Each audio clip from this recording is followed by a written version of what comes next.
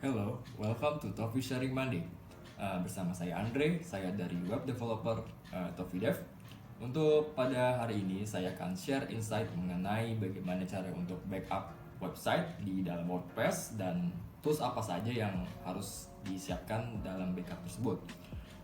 Pada intinya, pada awalnya sebelumnya, mengapa backup itu penting? Itu penting banget karena kita sebagai developer atau pengelola website itu harus menghindari hal-hal yang tidak kita inginkan seperti adanya serangan hacker, serangan virus dalam website tersebut maupun dari kerusakan di file website tersebut. Nah, sekarang apa saja yang harus disiapkan toolsnya atau pluginnya di WordPress ini? Untuk yang pertama itu di situ ada yang namanya duplikator. Kalau kalian pernah dengar sebelumnya, di duplikator itu penting. Maksudnya apa ya? Itu dia tools backup atau plugin backup. Itu dia ada yang free dan juga ada yang premium. Nah, itu kalian bebas mau beli atau mau enggak, itu sesuai dengan fiturnya duplikatornya. Itu backup. Dia itu kelebihannya adalah dia benar-benar package-nya itu size-nya itu lebih kecil ya ketimbang backup yang lainnya. Seperti dia itu begitu diekspor ke file websitenya itu dia filenya itu berupa zip sama file installernya. Installernya itu berbentuk PHP dan zipnya itu isian dari file satu folder di website tersebut.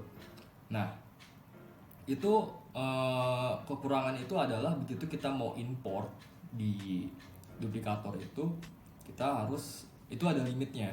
Kurang lebih yang saya tahu itu kurang dari 100 MB itu yang free, dan lebih dari itu yang pro.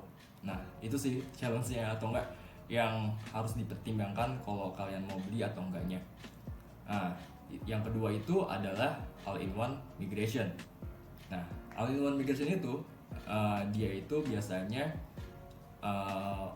toolsnya itu dia itu sama dengan judulnya all-in-one. Dia hanya memerlukan satu file. Begitu kita ekspor, dia akan outputnya satu file. Itu dia filenya itu bukan zip, cuman dia itu mempunyai extension mesin sendiri, yaitu namanya .wordpress. Itu sama freemium ya, free dan premium. Itu kekurangannya begitu kita import itu ada file batasnya. Kalau buat yang free itu kurang lebih itu sangat terbatas ya. Itu bisa kalau tadi kan duplikator kalau tidak salah itu kurang dari 100 MB. Kalau yang sekarang all-in-one itu dia itu setahu saya itu ya kurang lebih sedikit lah, kayak 80 ke bawah, 80 MB ke bawah itu dia yang free. Untuk yang pro-nya itu dia bisa unlimited segala macam, dia bisa scheduling dan lain sebagainya, fitur-fitur lainnya.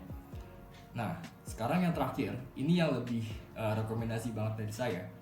Mengapa? Karena ini dari Tofi Dev sendiri sudah mengimplementasikan, dan itu secara flow dan works-nya itu cukup memuaskan. Nah, yang terakhir adalah Updraft Plus. Kalau kalian pernah dengar, it's good. Itu Updraft Plus itu dia gratis, bener-bener gratis. Hanya saja yang perlu kalian butuhkan itu adalah storage atau file cloud yang Anda siapkan. Itu kita bisa melakukan scheduling kayak seperti sebulan 2 kali atau seminggu sekali, itu kita bisa. Lalu juga kita bisa menyimpan file tersebut di cloud. Ada AWS dari Amazon Service, lalu juga ada Google Drive dan juga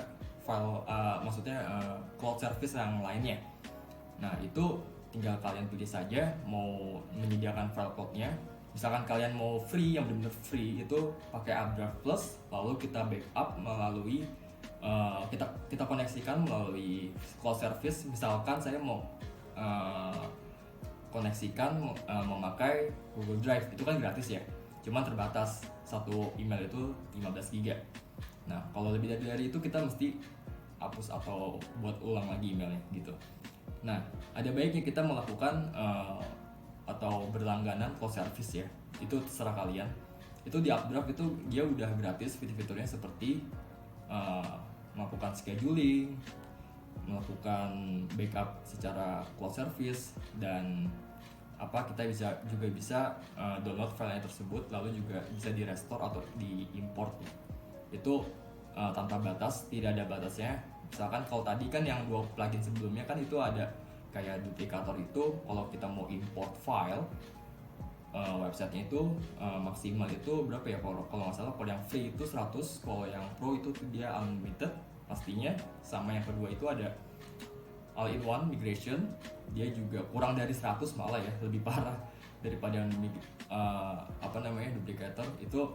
Kalau buat yang pro itu dia bisa unlimited gitu. Nah, kalau yang Updraft ini yang benar-benar powerful menurut saya, karena dia udah menyediakan gratis, lalu juga dia menyediakan fitur-fitur yang memang sudah powerful seperti scheduling dan cloud service. Itu kita bisa mengaplikasikannya atau mengimplementasikannya dengan Updraft Plus. Itu gratis dan juga ada pro-nya. Nah, pro-nya itu menurut saya itu cuma di bedanya itu hanya di beberapa file yang kita harus pilih mana aja file yang harus di backup. Nah, paling itu aja sih. Kalau kalau yang lainnya sih tidak begitu rinci ya. Paling cuman yang lebih ke di file uploadnya aja itu yang mereka integrasikan oleh cloud service, dan maksimum filenya itu dia melakukan untuk mengupgrade ke pro biasanya gitu. Kalau Updraft Plus is no limit for that. Oke, paling itu aja, sekian dari saya. Kesimpulannya adalah lakukan backup website secara berkala, lakukan itu. Kalau bisa terserah kalian ya, itu kalian bisa coba. Mau yang gratis boleh, mau yang pro juga yang boleh. Oke, sekian dari saya. Perlebihnya mohon maaf jika ada salah kata. Sampai ketemu di Tofi Sharing Monday selanjutnya.